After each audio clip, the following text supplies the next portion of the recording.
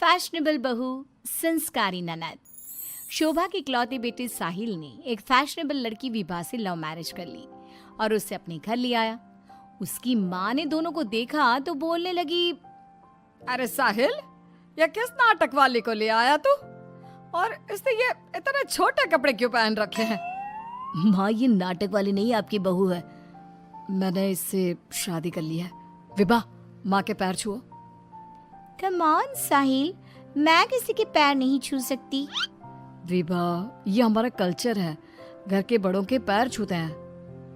Okay साहिल। विभा जैसे ही शोभा के पैर छूने के लिए झुकी तो शोभा ने उसे डांटते हुए कहा, चल हट यहाँ से, दूर हो जा मेरी नजरों से। न जाने कहाँ से इसे उठा लाया है। तेरे लिए लड़कियों की कमी थी क्या, जो ऐसी लड़की को ले आया? हमारे घर के संस्कारों के बारे में तो सोच लेता, लोग क्या कहेंगे?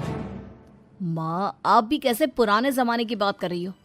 आप कपड़ों और भाषा से किसी के संस्कारों को जज नहीं कर सकती। साहिल ने अपनी माँ को समझाने की बहुत कोशिश की, लेकिन वो कहाँ कुछ मानने वाली थी। शोभा अपनी बहू के कपड़ों और स्टाइल की वजह से हमेशा उसके कैरेक्टर पर टिप्पणी करती रहती। एक दिन विभा अपनी सास के लिए चाय बनाकर लाई। गुड मॉर्निंग मॉम, ये आपकी टी। ऐ छोरी, तुझ में संस्कार नाम की चीज है या नहीं? गुड मॉर्निंग ना बोला कर मुझे। हमारे यहाँ बहुएं पैर छूती है और तूने ये कैसे कपड़े पहने? देख जरा मेरी बेटी रानी को, सीधे सादे कपड़े पहनती है वो। मॉम, आपकी बेटी को फैशन की बिल्कुल भी नॉलेज नहीं है। उसी तो आप तंबू भी दे देंगी ना तो वो तंबू भी पहन लेंगी। देखो माँ, भाभी कैसे मेरा मजाक उड़ा रही हैं। रानी, मैं तुम्हारा मजाक नहीं उड़ा रही, मगर जरा देखो खुद को, कैसी लग रही हो। तुम्हें फैशन का बिल्कुल भी सेंस नहीं है। कुछ तो लड़कियों वाली हरकतें किया करो। चलो कोई बात नहीं, मैं आ गई हूँ ना, सब सिखा दूंगी। इतना कहकर विभा वहां से चली जाती है और रानी सोचने लगती है, भाभी आपने मेरा मजाक उड़ाकर अच्छा नहीं किया। अब देखो मैं कैसे आपको इस घर से बाहर निकालती हूँ। अब रानी हर समय अपनी भाभी की कमियां ढूंढने में लगी रहती।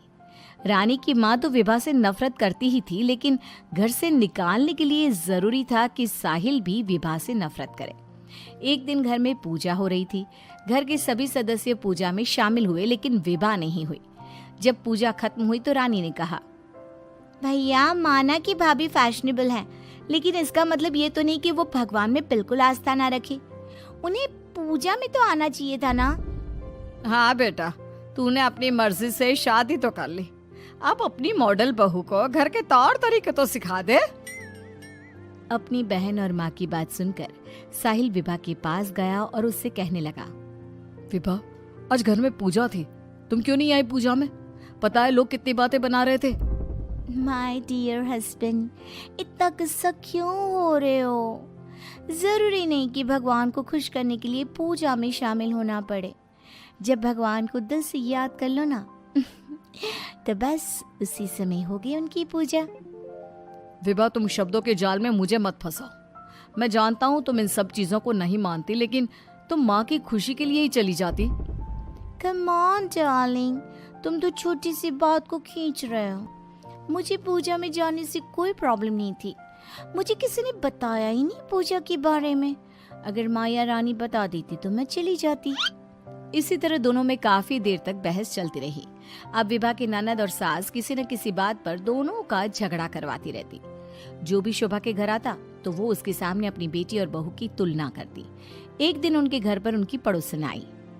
शोभा बहन, कैसी हो? कहाँ है आपकी फिरंगी बहू? अरे घूम रही होगी आधे कपड़े पहनकर कहीं। जब से आई है जीना हराम कर दिया है।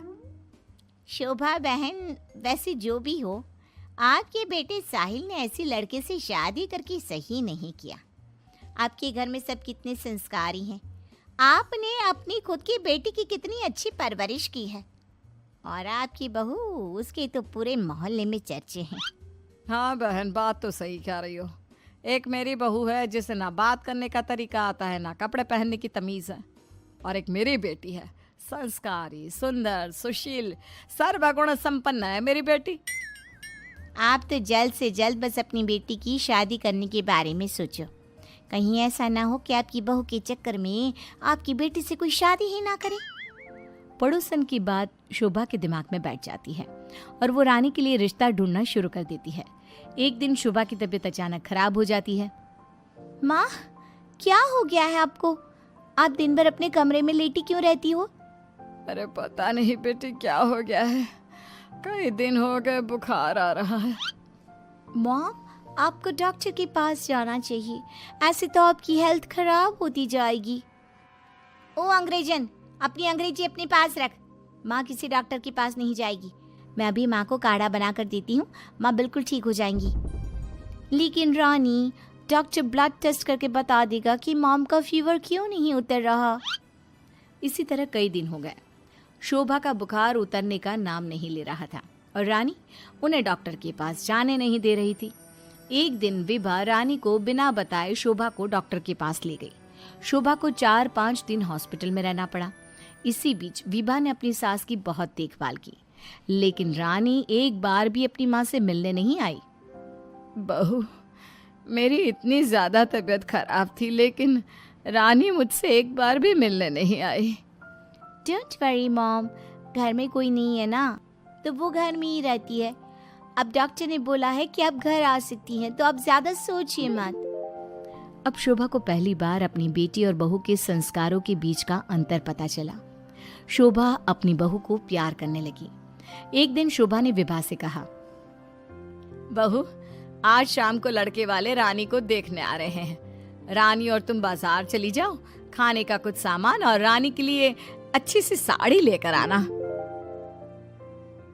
माँ, मैं भाभी के साथ नहीं जाऊंगी। वो साड़ी दिलाने की जगह कोई स्कर्ट या जींस दिलाकर ले आएंगी। बहू, तो इसे साड़ी ही दिलाकर लाना, ठीक है? Okay mom. रानी और विभा मार्केट के लिए निकल जाती हैं, लेकिन रास्ते में बहुत ट्रैफिक था। पूछने पर पता चला कि एक कार का एक्सीडेंट हो गया है। विभा और रानी ने कार के पास जाकर देखा तो एक लड़का बहुत बुरी तरह से जख्मी पड़ा था। कोई उसकी मदद नहीं कर रहा था। लोग खड़े होकर बस तमाशा देख रहे थे। विभा ने उस लड़की की मदद करना चाहा तो रानी ने उसे रोकते हुए कहा, भाभी, ये क्या कर रही हो? जब कोई इसकी मदद नहीं कर रहा तो हम क्यों करें? रानी, ये क्या बोल रही हो तुम? अगर हमने इसकी हेल्प नहीं करी तो ये मर सकता है। लेकिन भाभी, पुलिस का झंझट कौन संभालेगा? पुलिस उल्टा हमसे ही सवाल जवाब करेगी। वो सब बाद में देखेंगे, पहले इसे हॉस्पिटल पहुंचाते हैं। विभा और रानी उस लड़के की जान बचा लेती हैं और उन्हें घर आने में देर हो जाती है। शोभा उनसे पूछती है, तुम दोनों को इतनी देर क्यों हो गई आने में? देखो शाम होने वाली है, लड़के वाले किसी भी समय आते होंगे। माँ, आपकी लाडली बहू की वजह से देर हो गई।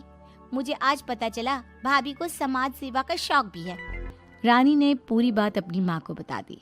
शोभा ने बहू को डांटने की जगह उसकी तारीफ की। वो तीनों बात कर ही रहे थे, तभी साहिल वहां आकर कहता है, माँ, जो लड़का रानी को देखने आने वाला था उसका एक्सीडेंट हो गया है। क्या? ये तो बहुत बुरा हुआ। ठीक तो है ना वो?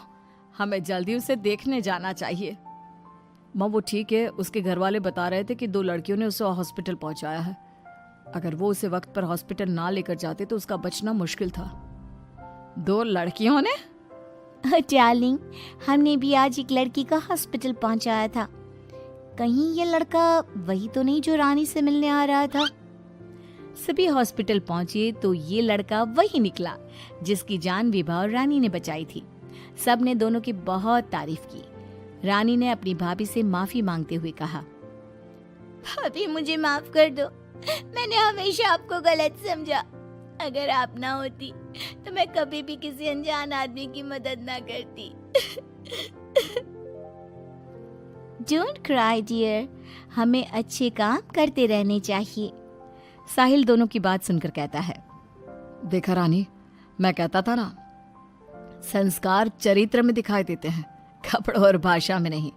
इसीलिए कभी किसी के कपड़े देखकर उसका कैरेक्टर सर्टिफिकेट नहीं बनाना चाहिए।